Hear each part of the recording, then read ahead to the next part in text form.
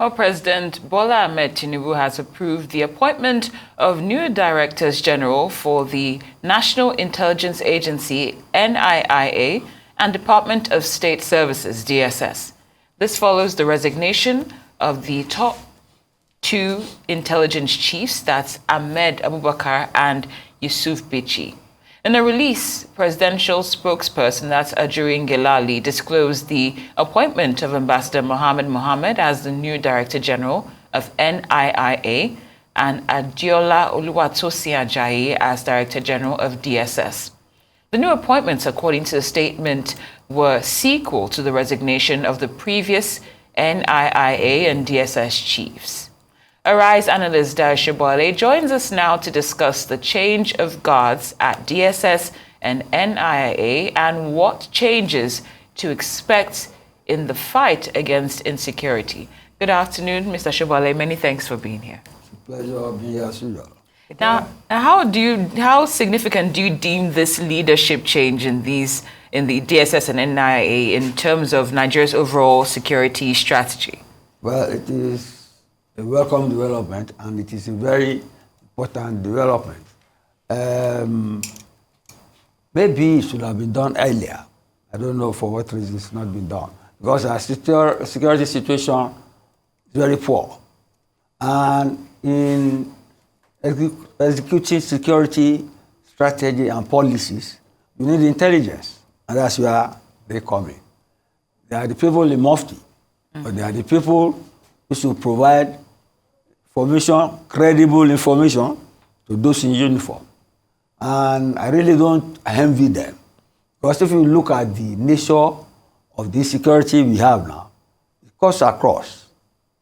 Some are religious, some are cultural, some are, how do I put it, some are regional, and some are almost rebellious.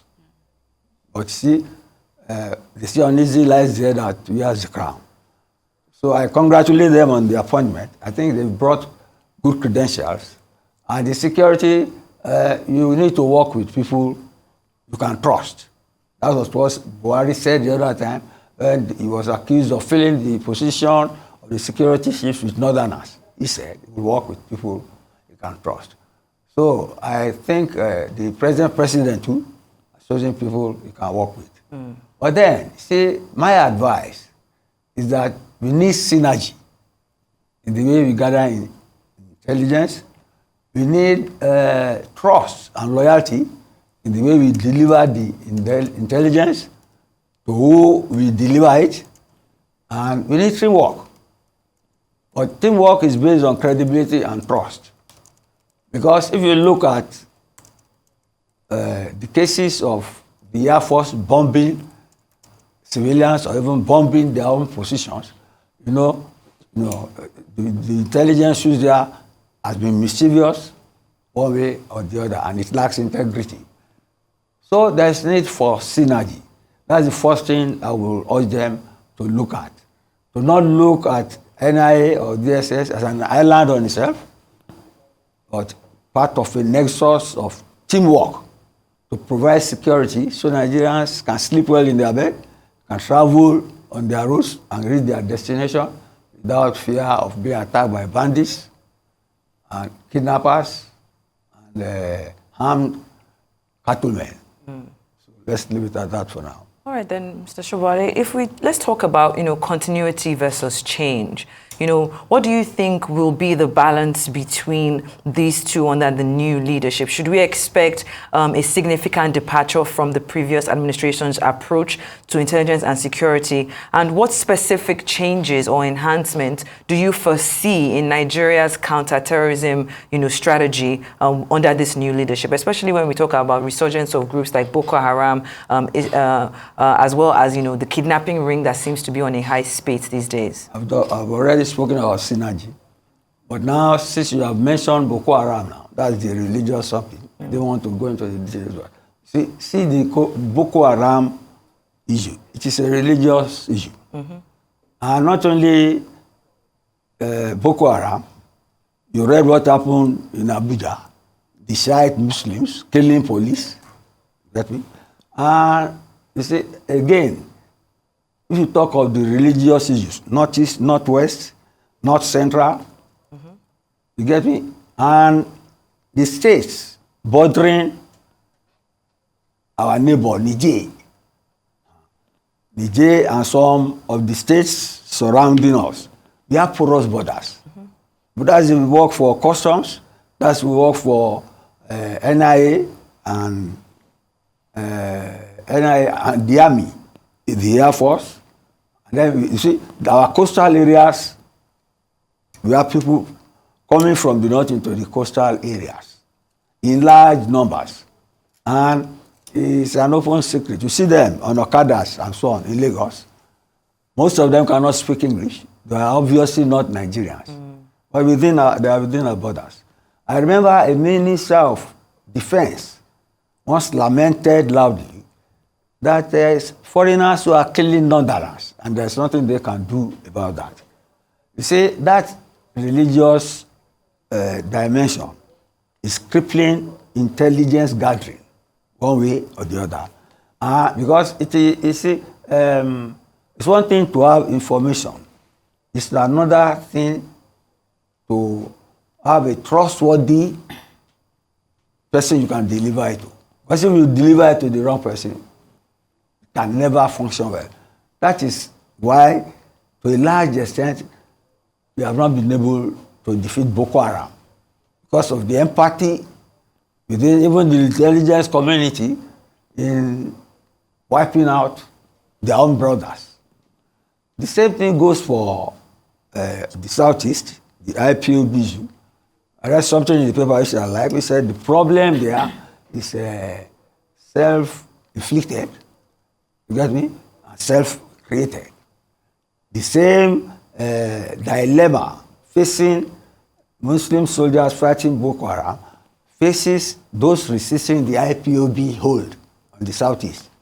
That is why I always congratulate and commend the governors in the area, because they are doing their best. They are Nigerians. They are more loyal to Nigeria than those who drive us divided amongst ourselves.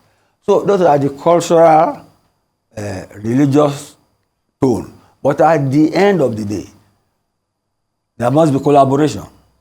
You must have areas of authority, but you must have areas where you must collaborate, synergize to get the required result, which is security for the Nigerian state.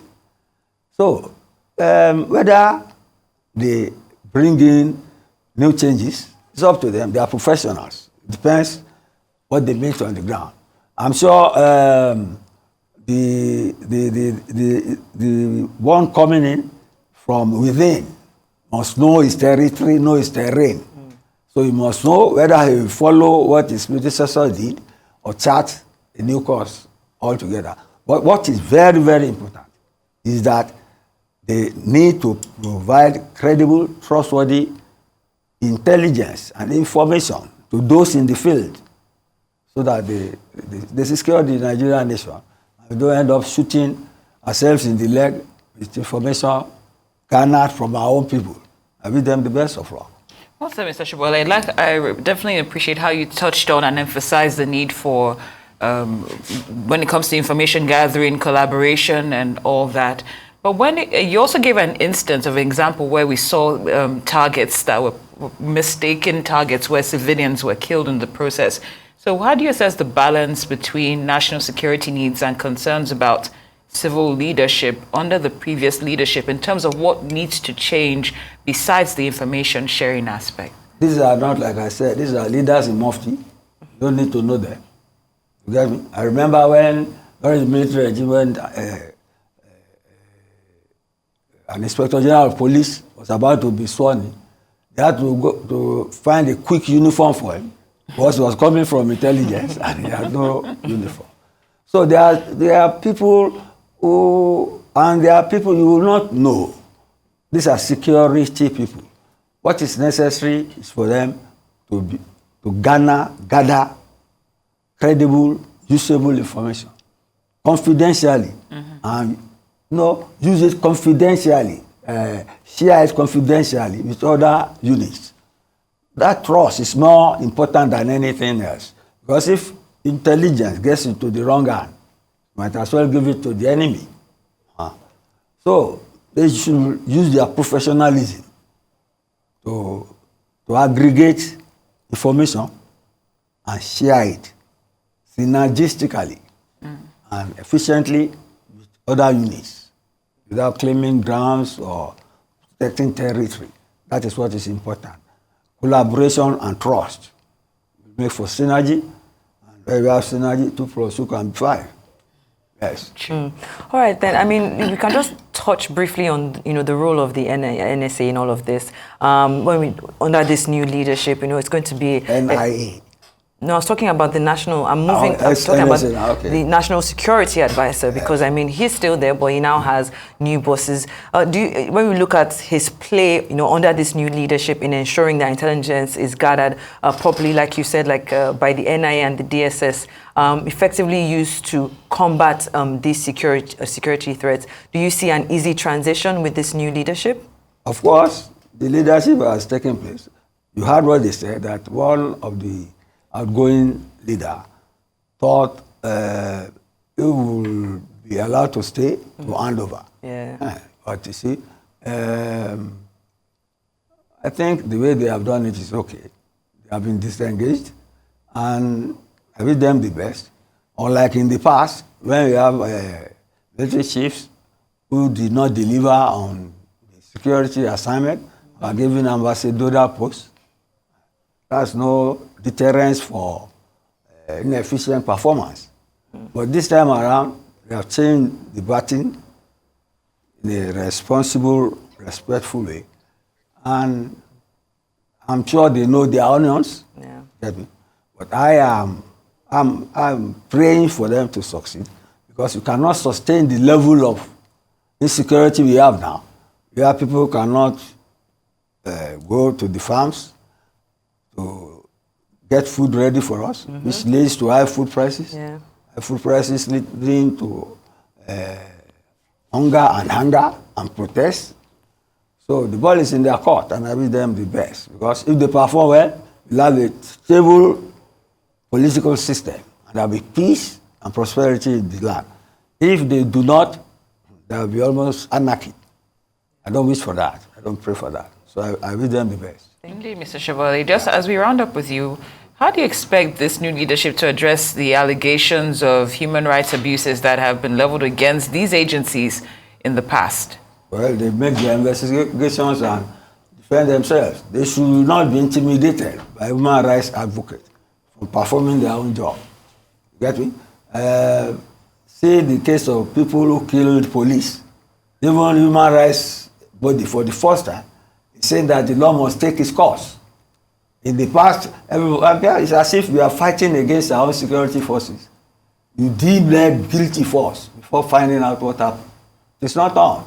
But I'm sure they are professionals. They will not be deterred from doing their duty. Just as the police have said, they will go after those who kill their men. By all means.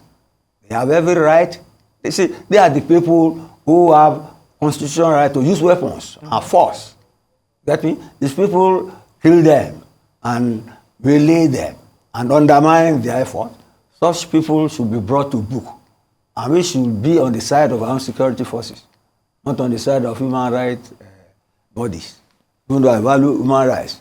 But if there is no deterrence to create peace, there will be no peace. There will be no peace. And if there is no peace, there is no progress. Sam. So let the human rights people do their work. Yeah. But they should allow our security people to breathe, Yeah. so that they can protect us. Sam? Sam? Yes. Your sound was premature. I thought you was about to land on this point. Honestly, I feel like next time we need to come on with shirts with Mr. Sobowale's face and just a bubble there saying Sam. We can create some merchandise out of that. But thank you so much for being on the show. We always appreciate your time and analysis as always.